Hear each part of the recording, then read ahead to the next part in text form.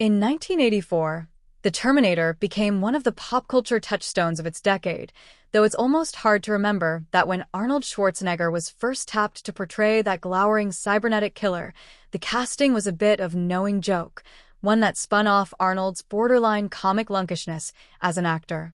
It's not a compliment, exactly, to say that you were born to play a cyborg. Ben Affleck is a far better actor than Schwarzenegger, but 9 years ago, when Affleck was cast as the title character in The Accountant, the role carried some of that same frisson of meta-japery. For Affleck, winning as he can be, has often had a blockish, overly square, slightly inexpressive quality. And it's precisely that aspect of his persona that makes him so perfect as Christian Wolff, an autistic savant who works as an accountant for mobsters and terrorists, using his surreal numbers acumen to clean up their fraudulent books. He is also, not so incidentally, an efficient action bruiser, you could say, in the broadest sense that The Accountant was a Jason Bourne thriller with Rain Man at its center.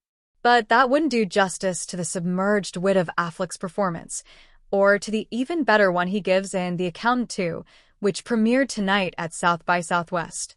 Speaking in a low, flat monotone, with facial expressions that range from blank to blinker, he's a lot more plugged in than Dustin Hoffman's character in Rain Man, but Christian's personality is limited by the fact that the only way he knows how to communicate is by spouting objective information. That's what he thinks a conversation is. Within that way of being, he's a rather personable stoic brainiac, but it's that naggingly neutral quality, Affleck as emotional android, that shapes Christian's prowess as an action hero. He's empathy impaired. This allows him to inflict pain. As much as I enjoyed Affleck in The Accountant, the movie itself was a rather dismal mess. The director, Gavin O'Connor, tried to stage it with a quirky humanity, but the script, by Bill Dubuque, was all over the place, as if it had been fed through a shredder. So going into The Accountant 2, I pondered the silver lining of it all. To me, this franchise had nowhere to go but up, and that, I'm pleased to say, is exactly what happened. The Accountant 2 is an agreeably loopy, hyper-violent good time. O'Connor is back in the director's chair, and the screenplay, once again, is by Dubuque, who has a knack, if you can call it that, for writing scenes that sprawl and meander to the point that you're half enjoying them and half scratching your head going, what is the goddamn point of this? That aspect of his writing drove me nuts in The Accountant. This time it has resulted in something as entertainingly pulpy as it is unlikely. The Accountant 2 is one of the only thrillers I've seen you could characterize as a hangout movie.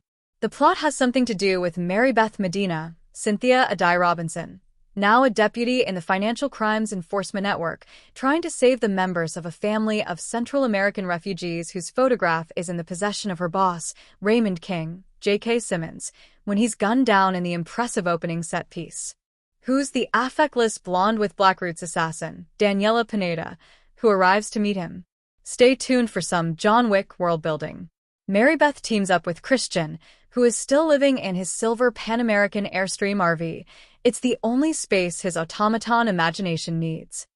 He uses his acumen to narrow down the search, even as the scenes slam into each other like slow-motion bumper cars.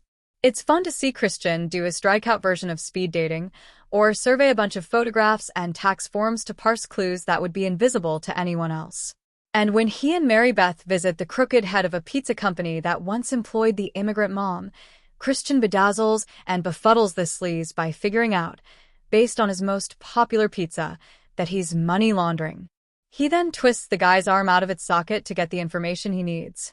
Can we really call it sadism if our hero, unlike, say, Jason Statham, takes no pleasure in it? He's just doing what objectively works.